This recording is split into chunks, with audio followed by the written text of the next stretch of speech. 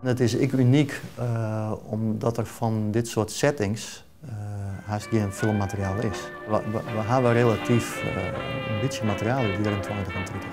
Dus als filmmateriaal is het al heel mooi, als setting is het nog prachtig.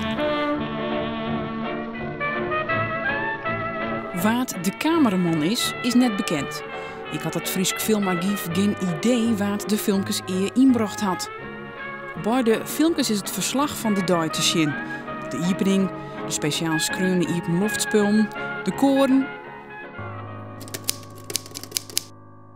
In die tijd werd het een nieuw fenomeen.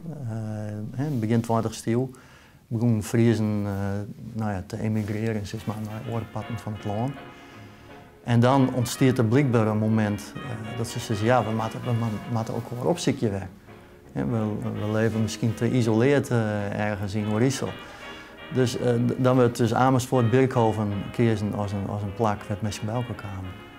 Dan jouwen de spoorwegen, zelfs Kwatting, wat misschien maar de trein daarheen komt. Dat de ene dag een hele mooie zinnige dag weer en dat de tweede dag in het wetter voel.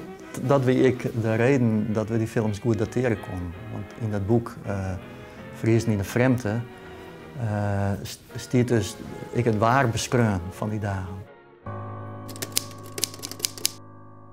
Friezen om Utens ben ik vaak dwanen met genealogie.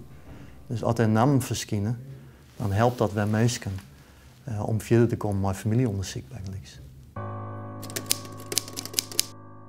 Naar gezichten zien. Kom je familietrekkend zien. Er staat de familie van je op. Want dan kan je verder zitten. De wil in contact komen met verwanten van de mensen die erop staan. Omdat het in de jaren 30 is, zit er zelfs nog een extra lading op. Want het is de tijd van het sterk opkomend nationalisme. Dus dat is ik nog weer een kant aan de zaak die het voor historici in de scheren wezen kan. Het zie je niet letterlijk, laat die wraad volslaan verdeeld. Kiezen mensen die daar bij elkaar staan te praten, misschien op een film. Kiezen de een van het verzet en de oren van de collaboratie. En dat zijn wel heel bijzondere gegevens.